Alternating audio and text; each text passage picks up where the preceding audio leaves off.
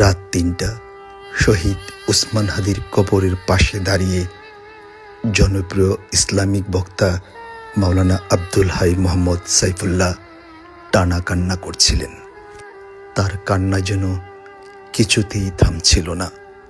আপনারা যারা এই ভিডিও দেখছেন, দয়া করে এই ভিডিওটি শেয়ার করে দেবেন।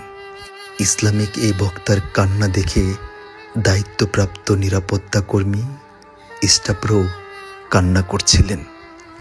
তিনির সঙ্গে পাশে থাকা সাধারণ মানুষও তিনির সঙ্গে দুহাত তুললেন রবের দরবারে। শহীদ উসমান হাদির সমাধির পাশে এরকম দৃশ্য সকাল বিকাল মধ্যরাত ভোররাত পর্যন্ত চোখে পড়ছে। এরকম ভালোবাসা গজ কিংবা ফিতা দিয়ে মাপা কখনো সম্ভব নয়।